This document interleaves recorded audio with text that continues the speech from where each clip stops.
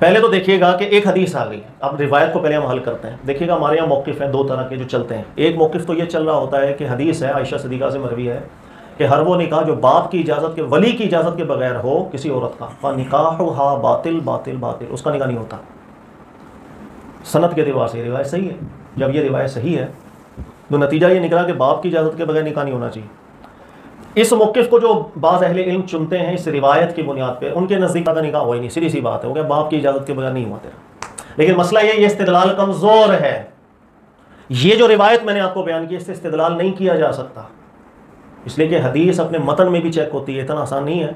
उसकी वजह क्या मैं आपको समझ, वजह यह है कि देखो एक रिवायत आई सही तरीके से कि जिस औरत का निकाह हो बगैर वली की इजाज़त के उसका निकाह नहीं होगा, ये है रिवायत, सही रिवायत। लेकिन एक और सही रिवायत है मुस्लिम की, उसके अंदर अल्लाह के नबी अलैहि फरमाने अल-अय्यिम अहक्कु बिनफ्सिहा मिन वलिय्यिहा, कि एक बालिगा लड़की चाहे कवारी हो चाहे कवारी ना हो, वो निकाह के मामले में अपना हक ज्यादा रखती है बाप की निस्बत। उसका बाप निकाह कराए उससे ज्यादा हक है तो वो अपना निकाह खुद करे।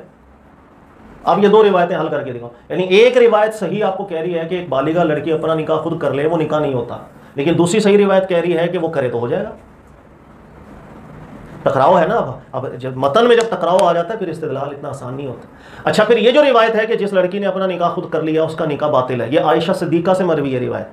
लेकिन आयशा सिद्दीक़ा से ही सही सनद के साथ एक और बात भी आई है, और वो ये कि आपके सगे भाई अब्दुर्रहमान, उनकी बेटी थी, अब्दुर्रहमान गए हुए थे कहीं शहर छोड़ के अलग काम से, उन्होंने उन बाप की इजाज़त के बगैर भतीजी का अपना निकाह करा दिया था। अब ये हदीस आयशा का खुद बयान कर रही है कि बाप की रजामंदी के बगैर निकाह नहीं होता, वो खुद अपने भाई की रजामंदी के बगैर उसकी बेटी का निकाह कर दिया था। तो ये जो मतन है ना रिवायत का कि जिस लड़की ने बाप की रजामंदी के बगैर निकाह किया वो निकाह होता ही नहीं, इस पर सवालिया निशान है इस मतन के ऊपर। तो इमाम अबू हनीफा जो है उनका कौल ज़्यादा मजबूत है। इमाम अबू हनीफा का बड़ा प्यारा उसूल है, जब रिवायतों में तारुज़ हो, एक रिवायत ने कुछ कहा दूसरी रिवायत ने कुछ कहा, हम कुरान से फैसला करेंगे वरना नहीं हो सकता। कुरान से जब फैसला करेंगे तो अल्लाह ने कई मकामात पर निकाह की निस्बत कुरान में औरत की तरफ की है। जैसे ही जगह फरमाया हत्ता तनकिहा ज़ौजन गैरा, औरत अपना निकाह कर ले कहीं और, फिर उस वक्त तक हलाल नहीं होगी, औरत निकाह करे, अपना निस्बत की ना। इसी तरह एक जगह अल्लाह ने फरमाया अय्यनकिहना अज़वाजहुन्ना, औरतें निकाह करें। फिर इससे जो मतन इसमें और भी क्लैश है, सिर्फ ये क्लैश नहीं है कि एक हदीस के अंदर आया कि बाप की इजाज़त के बगैर निकाह होगा ही नहीं, और एक हदीस के अंदर है कि औरत ज़्यादा हक रखती है कि बाप के बगैर खुद अपना निकाह। इसके अलावा भी क्लैश है। जैसे बुखारी की एक हदीस है, एक खातून थी, वो आई, मजलिस लगी हुई थी, सबके सामने उस खातून ने अल्लाह के नबी अलैहि सलाम से अर्ज़ किया मैं आपसे निकाह करना चाहती हूँ। अल्लाह के नबी अलैहि सलाम ने हामी ना भरी, तो एक सहाबी ने कहा मेरा करा दें, तो अल्लाह के नबी अलैहि सलाम ने उस खातून का उससे निकाह करा दिया उसी महफिल में। उसका बाप कहाँ था? उसके बाप से इजाज़त तो नहीं ली गई। भाई अगर आप ये बोले नहीं यहाँ चूंकि अल्लाह के नबी अलैहिस्सलाम है तो बाप के नहीं, अल्लाह के नबी दीन बयान कर रहे हैं। अगर ऐसा मसला होता सहाबा को बयान किया जाता कि चूंकि ये हम कर रहे हैं इसलिए बाप की रजामंदी नहीं, कोई और ना करे। देखो तशरीह के मकाम पे अल्लाह के नबी हैं, तो अल्लाह के नबी अलैहिस्सलाम ने खुद भी बगैर वालिद की रजामंदी के निकाह करवाया, ये भी क्लैश आ गया। तो रिवायतों में क्लैश की सूरत है, इसलिए रिवायत से इस्तिदलाल कमज़ोर है। इमाम अबू हनीफा का मजबूत कौल है कि औरत की रजामंदी से निकाह होगा तो, लेकिन इमाम अबू हनीफा के नज़दीक कैद है जो अल्लाह ने कुरान में बयान की है, यनकिहना अज़वाजहुन्ना बिल मारूफ है ना, आगे जिक्र कि औरत अपना निकाह कर ले लेकिन मारूफ तरीके से करे। मारूफ तरीके का मतलब है निकाह ऐसी जगह औरत करे कि अपने उसके घर वालों के लिए भाई से नंगो आर ना हो, यानी हैसियत के मुताबिक अगर उसने निकाह, जिसे हम कहते हैं कुफू में निकाह, यानी एक औरत अगर बालिगा है बगैर रजामंदी के माँ बाप के, अगर उसने अपना निकाह कर लिया ऐसी जगह किया कि जो इनकी फैमिली के हिसाब से ठीक है, दीन दुनिया के हिसाब से वो ऐब की बात नहीं, मारूफ तरीके से जो अल्लाह ने बयान किया वो निकाह होता है। लिहाजा अगर गैर मारूफ तरीके से औरत ने निकाह कर लिया वो कुरान के खिलाफ होने की बुनियाद पर नहीं होता। यानी कि एक बालिगा लड़की अपना निकाह कर ले, लड़की हो करोड़पति ड्राइवर से भाग के निकाह कर ले, बिल्कुल नहीं निकाह होगा, यह गैर मारूफ निकाह है जो कुरान ने बयान किया। ठीक है, क्योंकि भाई से आ रहा है, अल्लाह ने फितने पैदा करने के लिए नहीं ऐसी निकाह की रस्म रखी। सर इसी तरीके से ये जो कुफू वाला मसला है इसके अंदर बहुत सी चीज़ें आती हैं कि लड़का सैयद है, इसका उससे हो सकता है, लड़की सैयद है, लड़का गैर सैयद है। तो ये इस मामले में क्या है कि अगर लड़का गैर सैयद है लेकिन लड़की सैयद है, इसमें देखें एक तो रजामंदी से जो निकाह होना उसके अंदर कोई कुफू नहीं होता, कोई सैयद कौन गैर सैयद कौन इसका कोई ताल्लुक नहीं है।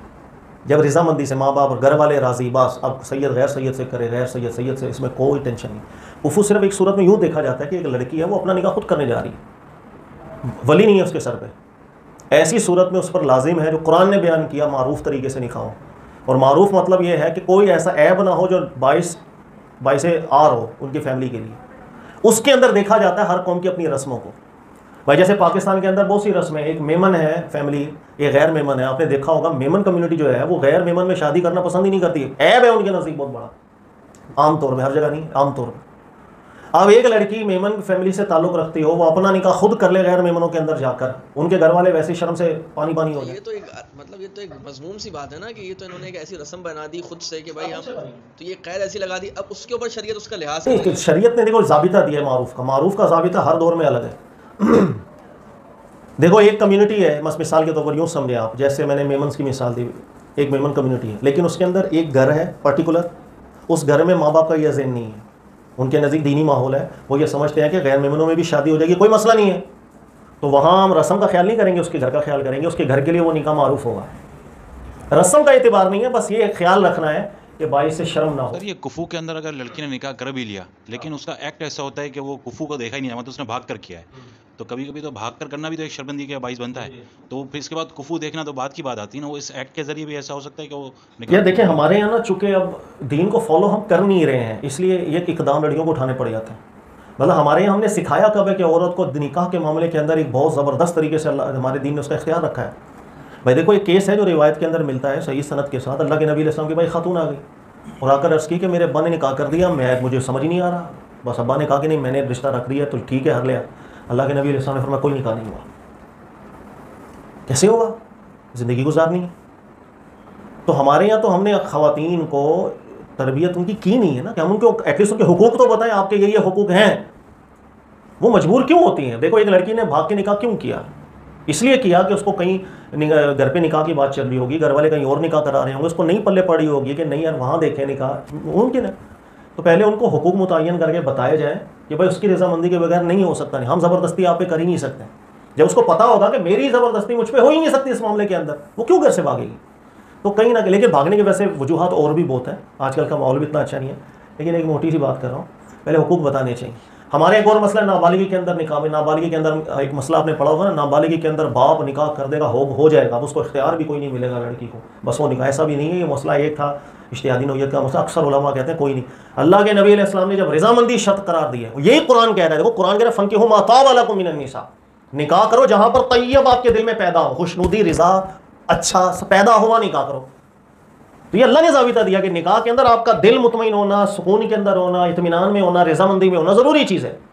जब कुरान ने ये शर्त रखी और अल्लाह के नबी अलैहिस्सलाम के सामने केस आए, और केस क्या है कि लड़की क्या है कि भाई मेरा निकाह अब्बा करा रहा है, मैं राज़ी नहीं हूँ, नबी अलैहिस्सलाम फरमाया कोई निकाह नहीं हुआ, तो हम कैसे कह सकते हैं कि नाबालिगा बच्ची है, उसने होश भी नहीं संभाला, बाप उसका निकाह करते हम क्या हो गया निकाह? ऐसा भी कुछ नहीं। अक्सर उलमा फरमाया कोई नहीं, जब वो बालिग होगी, होश में आएगी बिल्कुल, जब उसको पता चलेगा मेरा निकाह करवा दिया था, उसके बाद उस पर छोड़ा जाएगा। वो क्या नहीं मेरे को कबूल पता नहीं किससे करा दिया, नहीं होता निकाह, रज़ामंदी औरत की ज़रूरी है।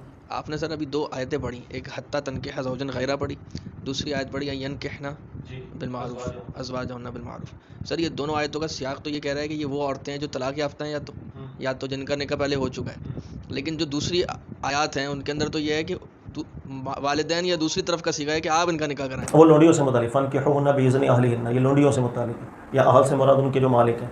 देखो दोनों में फ़र्क है, आज़ाद औरत और लोंडी में बड़ा फ़र्क था। लोंडी बतौर मिल्कियत के पास होती है, आज़ाद औरत आज़ाद होती है, तो वो लोंडियों से मुतालिक है। फनकिहुन्ना बिइज़्नि अहलिहिन्ना, कि मालिक की रज़ामंदी के बगैर लोंडी भाग के अपना निकाह नहीं कर सकती, क्योंकि वो मिल्कियत के अंदर है, वहाँ लोंडी को इख्तियार नहीं दिया गया। ये खुद आयत इस बात पे बहुत बड़ी दलील है कि लोंडियों से मुतालिक जब अल्लाह ने इज़्न अहल का जिक्र किया, आज़ाद की बात ही नहीं किया, फ़र्क अल्लाह ने कुरान में रख दी, फ़र्क। और ये बात याद रख लीजिएगा, जो सहाबा कराम के दौर से एक बात चलती हुई आ रही है ना, उसके ज़्यादा मुताबिकत है। सहाबा कराम के दौर के तामुल से ही चलता आ रहा है, ख़वातीन जो है निकाह करती थी अपना, हाँ कल करती थी, कोई इसमें नहीं है। ये रस्म की बात है, हमारे यहाँ शायद बुरा समझा जाए कि लड़की अपना निकाह करी, वो हमारे यहाँ की रस्म है, इससे ज़्यादा कुछ नहीं। दीनी हवाले से औरत आकिला है, बालिगा है, अपना निकाह करेगी मारूफ तरीके से, हम कहेंगे निकाह हो जाएगा। मारूफ होना चाहिए, कुफू के अंदर होना चाहिए। देखो हमारे यहाँ तो कानून तो ये मुतलकन है कि एक आकिला बालिगा औरत अपना निकाह करे हो जाएगा, ये हमारे यहाँ कानून ठीक नहीं है। हमारे यहाँ कानून सिर्फ इतना है, आकिला बालिगा लड़की ने अपनी रज़ामंदी से निकाह किया, निकाह हो गया, खलास। ये पूरा ज़ाबिता नहीं, ना फ़िक़ा हनफ़ी का ये कौल है, ना शाफ़ी मालिक हम्बल का। फ़िक़ा हनफ़ी का भी कौल है, तो इस शर्त के साथ है, आकिला बालिगा लड़की निकाह मारूफ होगा, वो निकाह कुफू के अंदर होगा, हैसियत में किया होगा उसने, दीन दुनिया दोनों के लिहाज से, अब निकाह होता है। मारूफ मतलब मशहूर नहीं होता, मारूफ मतलब मशहूर नहीं है, मारूफ मतलब हैसियत में निकाह, दीन दुनिया की हैसियत बराबर हो। कोई ऐसी बात ना हो कि जिससे, भाई देखो एक मैं मिसाल आपको दूं, एक खातून है, उसने अपना निकाह खुद कर लिया, पता चला किससे किया, भाई शाहिद आफरीदी से कर लिया, तो माँ बाप कहेंगे वाह जी वाह माशाल्लाह। एक मिसाल दे रहा, ये फ़र्क है। मारूफ तरीके से औरत निकाह करेगी तो हमारा दीन, वरना फितने हैं, फितनों को दीन पसंद नहीं।